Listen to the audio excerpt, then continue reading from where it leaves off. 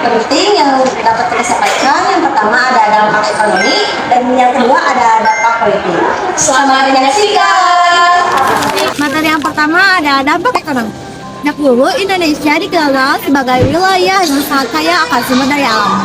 Kekayaan inilah yang menarik perhatian bangsa-bangsa Eropa untuk datang dan menguasai perdagangan yang ada di Nusantara.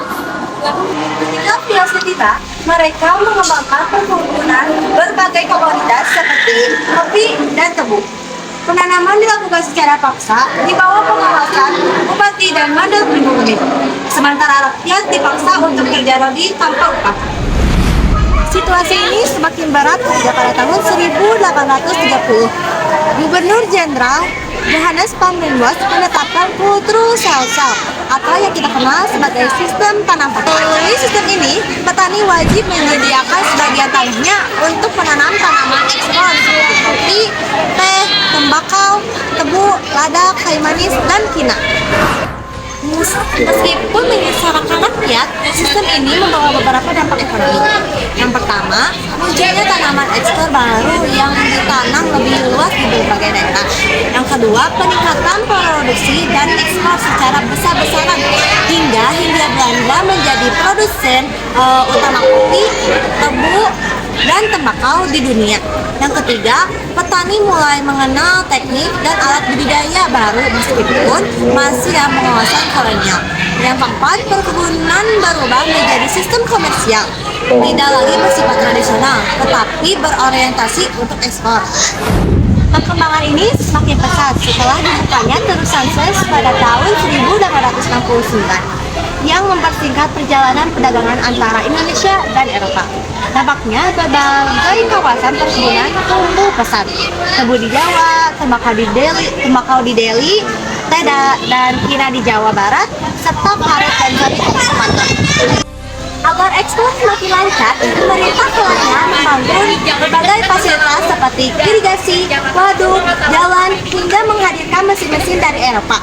Pabrik gula, pabrik teh, pabrik rokok, kina, karet, bahkan minyak mulai bermunculan. Semua ini menandai awal industrialisasi di Indonesia. Di satu sisi, perkembangan teknologi meningkat, namun di sisi lain, eksploitasi alam dan tenaga rakyat berlangsung besar-besaran, meninggalkan dampak yang masih kita rasakan hingga sekarang.